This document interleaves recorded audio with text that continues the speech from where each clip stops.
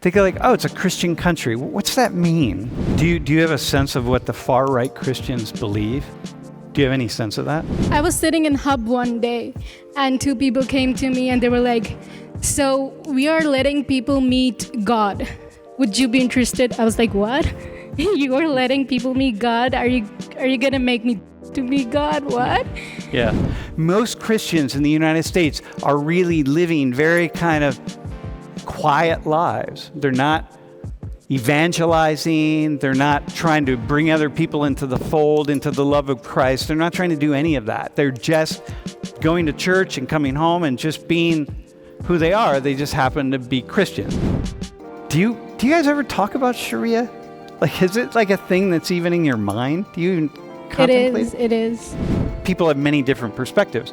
But I know Christian nationalists who would say, like, yeah, no, we don't respect any other religions. This is a Christian nation. You're going to be Christian. If you want to be, you're going to be Christian. And if you want certain jobs or certain this or certain that, like, this is all about Christianity. There's some really radical people.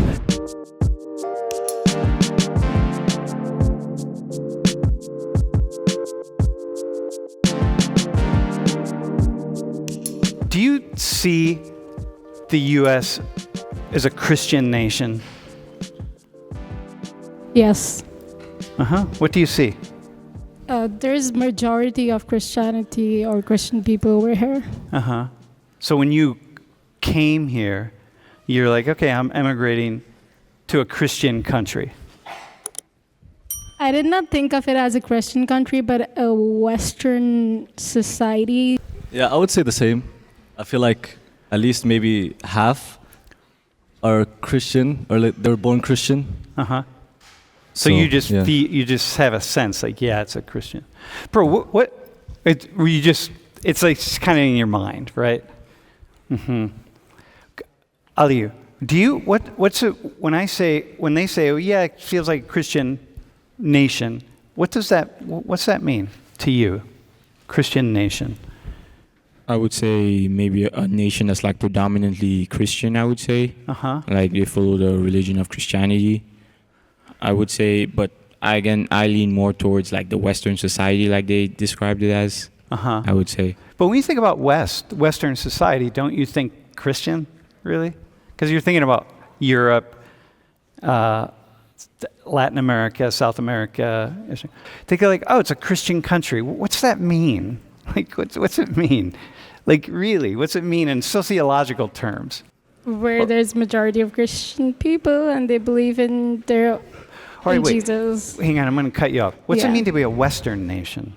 Western nation would be a nation that consists of all the religions, be it the Jewish religion, the Christian religion, the Hindu religion. So when you think Western, you think this sort of multi-ethnic, multi-religious.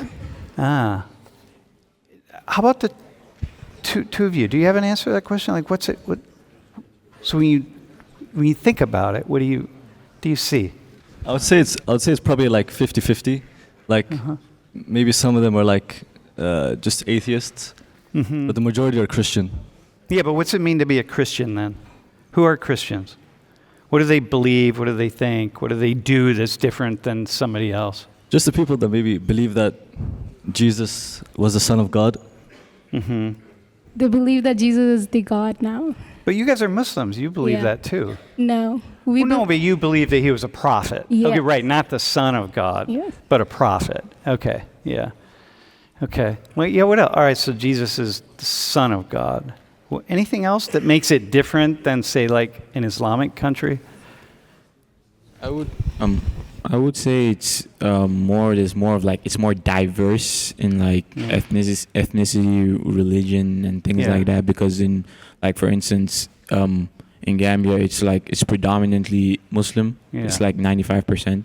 So I wouldn't really say it's a Western because it's not as diverse. It's more like.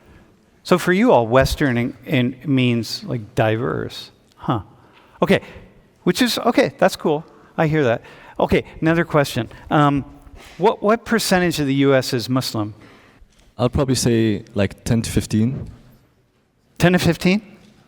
What would you say? As U.S. citizens or Yeah. or nationals. No, as U.S. citizens, we'll say. Citizens will be like 20 to 30 because now most people are immigrating towards U.S. more. Okay. So yeah, 20 to 30%. I guess. How about you, man? I'd say 15 to 20% are Muslim. Wow, that's so interesting, man. Bro, what would you say, Mac? I'm guessing like 20 to 30. 20 to 30? Probably it's on the rise. Dude, does any 10? 5? 8? Okay, listen, go to the next slide. It's 1, by the way. So there aren't many Muslims here, really. If this classroom was a cross-section of the United States, it's like 8 people in this room would be Muslim. But as it turns out, it's probably 50% because there are so many international students, right? So, okay, so here's the thing. And Jewish is basically 2%, right? So it's kind of similar. By the way, if I ask you what percentage of the population is gay or lesbian, if I ask you to write down a number and we averaged out all the numbers that you wrote down, it would be kind of what the three of you just said right there. People on average will think like 15 to 20% of the population is gay or lesbian. But it's also very, very tiny, So it's about 4%. Maybe it's growing a little bit because people are more open. But okay, so how is that that you all were so wrong, man? What's it mean that it's only 1%? Like, what are you thinking right now? If we see from Penn State, then I would assume that most students are international, so they would not be counted as the U.S. citizens, or that's why, this was my first year, and Penn State was the first ever interaction with the community. And by looking at the community, I assumed that. But if now I think it is because there are a lot of international students. For sure. For sure, yeah. I mean, there are more hijabis in this classroom than you would get in an average-sized American city in Nebraska, Yeah. But how about you, the two of you? How is that you're so wrong? I would say because I believe that it was on the rise, I would think, so I thought it would be, and plus the U.S. is known for being quite diverse, so I was just taking that into consideration to my answer, I would say. So you would expect, if we're that diverse, which is what all three of you are saying, that's part of what makes the country, then it's okay, well, it's going to be a lot of Muslim students. I would say my perception was kind of skewed because of how many Arabs there actually are. Not just Arabs, just Muslims in general here. Yeah. There's a lot of Malaysians. There's a lot of the Gulf country, people from the Gulf.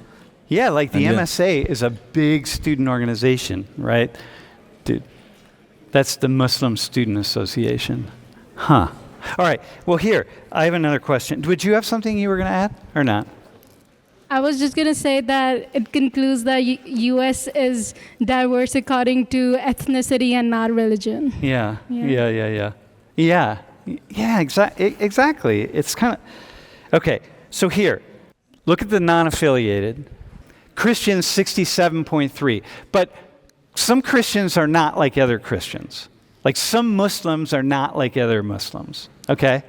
So some Christians are really super hardcore Christians, and some Christians are kind of chilling. You know what I mean? If you go to a Christian worship service in some churches, you'd think you're at a funeral. There's nothing happening. It's pretty boring and deadly, really. And you go to other ones and things really happen. Things are going on, right? So do you have a sense of who the more radical, when I say radical, I mean hyped up Christians are? Are you aware of these differences in Christianity? Yeah, because I would say there's something similar in Islam too. There's the radical Islamists. I would say so. Yeah, I do think about that. The far right Christians, I would say, or So yeah, I do think about it, and I do think it's actually like it's true. Yeah. Do you have a sense of what the far right Christians believe? Do you have any sense of that? To be quite honest, I don't really know. You don't pay attention? No, not really. What do you think they think about Muslims, man? So I have some white friends that I assume are more religious than I am. Yeah. And I don't think so they consider us as bad people. Yeah. Like the media has promoted Islam and media has promoted Muslims as. I don't think so that they see me or they see Muslims as some really like terrorists. Yeah. Most don't. Yeah, most don't. But do you have a sense of who okay, here, let me just show you something. Go to the next slide.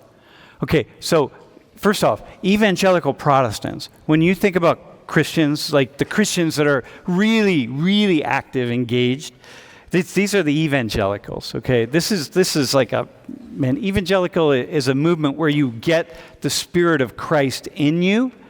This isn't like Islam, man. You all don't have this, really. The same thing, Jesus enters you and you become connected to God through Christ. It's really a very cool thing, by the way. Do you have I was about to say that I literally got 2-3 calls saying that we have a Bible course and do you want to join? And I was sitting in Hub one day and 2 people came to me and they were like, so we are letting people meet God. Would you be interested? I was like, what? You are letting people meet God? Are you gonna make me to meet God? What?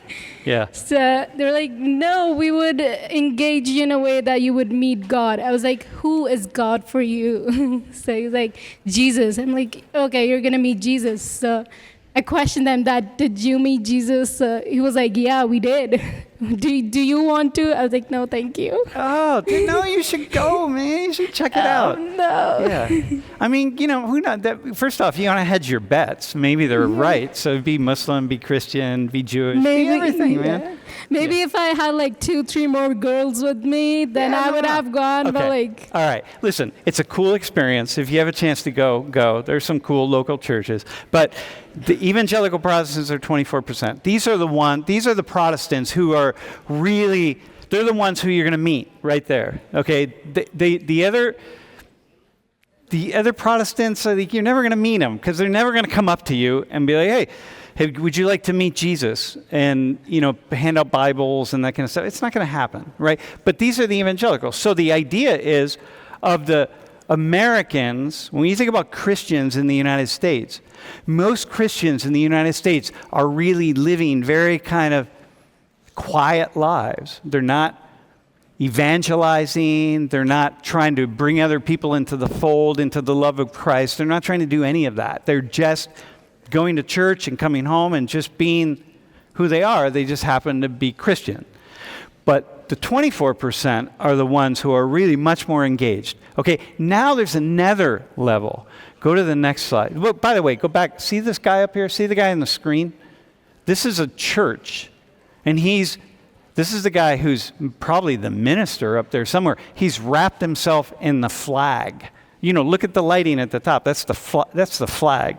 I mean, these are this is serious, bringing Christ and the U.S. together, right? So go to the next slide. Then there's these Christian nationalists. So that photo was taken on January 6th of 2021, okay? When people stormed the Capitol.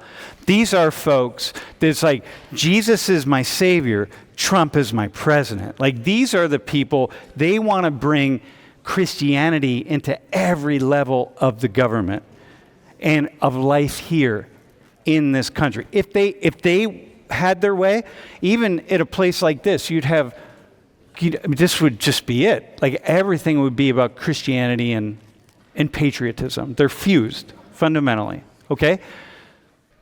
Here's the thing. So you're going to hear a lot about Christian nationalists in the coming years.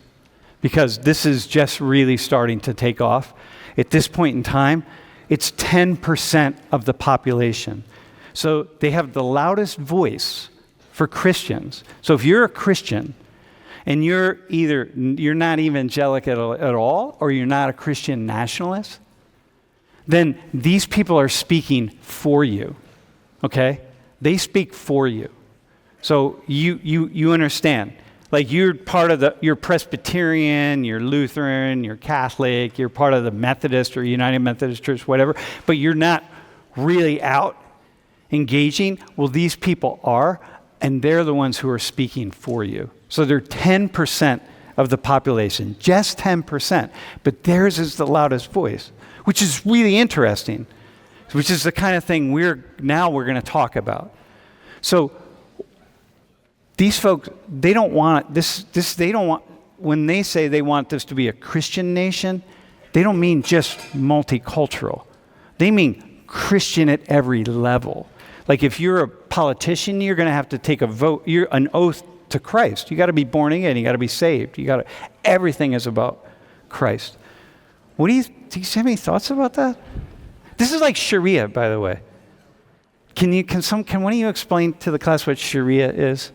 It means that implementing Islamic laws at the government level, so that the country works on the basis of Islam. So that's Sharia law, or that's, you can say, Islamic law that is implemented in the government, at the government level. The idea is you use this as the foundation for law, for behavior, for teaching people right and wrong, good and bad. So everything that's moral and ethical, you use this. It's based on this. Now, this isn't a very thick book, right? The Quran doesn't have that many words in it. But this is the foundation upon which you determine right and wrong, good and bad behavior. That's Sharia.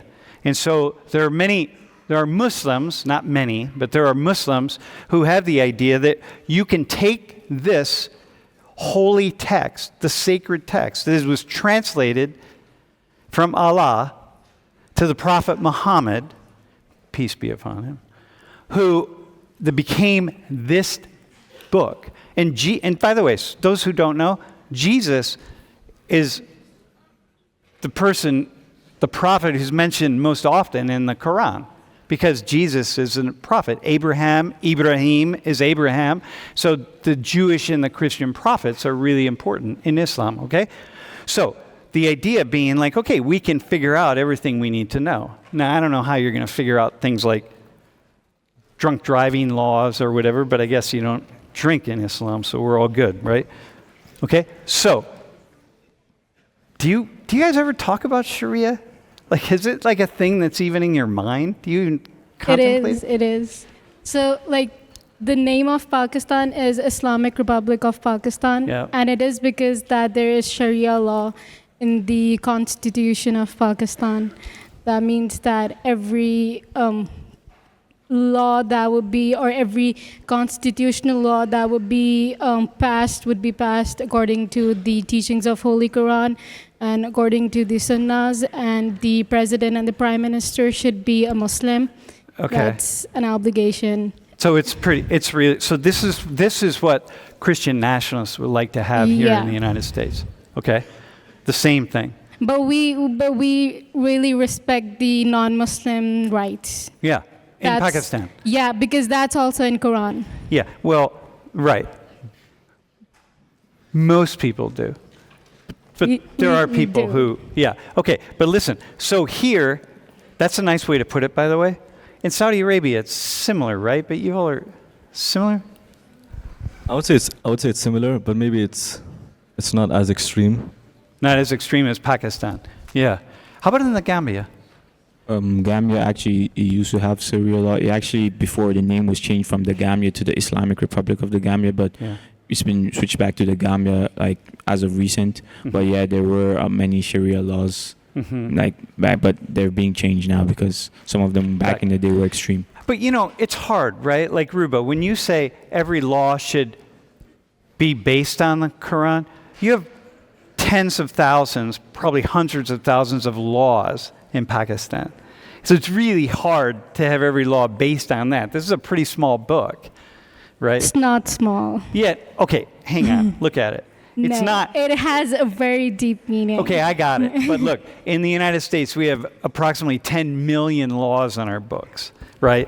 10 million across the United States. So when you think about taking the Bible, even if we include the Old Testament and New Testament, that's a lot of interpretation of a lot of laws. 10 My million. point is, why do you even need Old and New Testaments? Like, Yeah. why didn't you have everything already in that one book? Yeah, because Quran does have everything in that one book. yeah, because they're written at different times. But we'll hold off on that conversation, okay? So listen, Christian nationalism.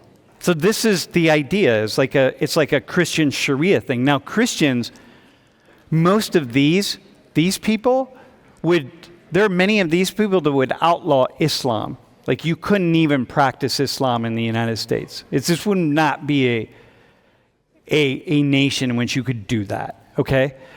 Some of these people would argue that you couldn't even wear a hijab in the United States. If they had their way and they were in control, it would be like, no, you can't even be hijabi. That means that Christianity does not respect other religion. No, they don't see that. They see that they would argue. So look, in Christian nationalists, there are many different ways of thinking. People have many different perspectives. But I know Christian nationalists who would say, like, yeah, no, we don't respect any other religions. This is a Christian nation. You're going to be Christian. If you want to be, you're going to be Christian. And if you want certain jobs or certain this or certain that, like, this is all about Christianity. There's some really radical people. Most are not extreme radical, people who would identify as Christian nationalists, but some of them are, man. They're like, whoa. But wouldn't I say like most of them live in like villages or like smaller towns? They wouldn't really live in the city. They mostly are not living in big cities. Tend to draw people from many different perspectives. And as you've learned anything from this class, you know that when you're around people from very different backgrounds, you tend to become more open-minded toward other ideas and other people, and you tend to be much more tolerant, kind of thing. All right, stereotypes. Very simple. Understanding something based on a very limited amount of data, okay? So like none of you said that you understood Christianity. I just asked you. You never said that. But, clearly you have a very limited amount of data on Islam because you all thought, like, wow, it's like 15 to 25% of Americans are Muslim, but you're limited data. You're here in State College, It's like you haven't gotten in a car and traveled across the middle of the country where there are very few Muslims and a lot of Christians. So, and not many Jews, by the way.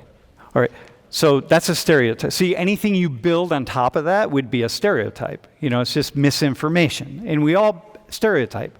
Right? That's like me. I'm talking about Christian nationalists, and I'm like, okay, I can't stereotype this group because I've studied enough and I know enough people and I'm reading enough to know that it's actually complicated.